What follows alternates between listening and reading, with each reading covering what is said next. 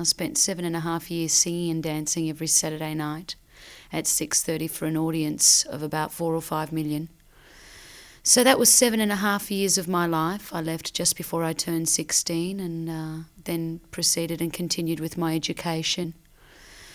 It was obviously a tough transition for me. You know, I've been promoting this product since September last year. I toured Australia 5 times. It wasn't easy, to say the very, very least, because radio were like, we do feel it's a little risky playing Tina Arena because Tina Arena isn't really cool or hip.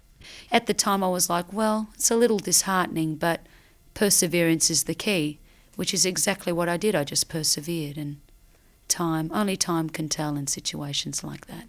My goal from a little girl was to make great albums and to be an internationally recognised star, to have success with on an international level with records. That was always my ambition.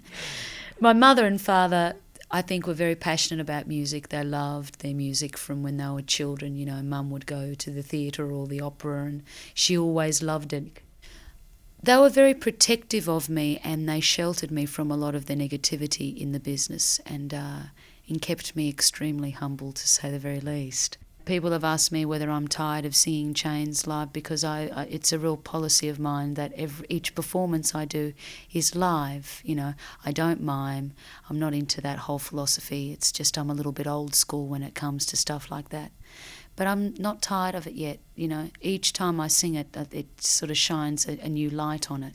I really come from an era where you really did it hard. There was none of this technical stuff where, you know, you can mime or you can tweak your voice that much, you know. I mean, I come from a completely different school of thinking, which I'm really grateful for when I look at the whole industry, the way it has evolved these days.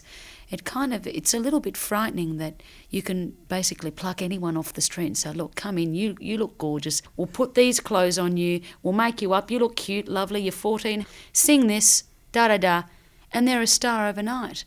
And then they wonder why they end up at a therapy session, you know, 6 months later, having some treatment because they just can't cope. Whereas I'm pretty much a graduate. Well, I graduated with distinction from the School of Hard Knocks. I grew up listening to Marvin Gaye, Aretha Franklin, Stevie Wonder, a lot of the Motown people,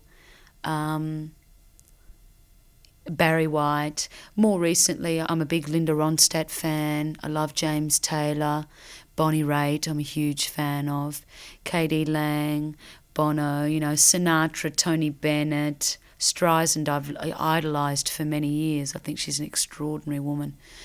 All sorts. I mean, I love everything, but the thing that I really, really love are voices. You know, somebody like a Luther. I'm really attracted to voices and tonal qualities. I had great teachers, you know. That's the thing you got to understand. I listened to wonderful music from a very, very early age. So it was instilled in me from a long time back. So I love melodies. Melodies is something I always look for.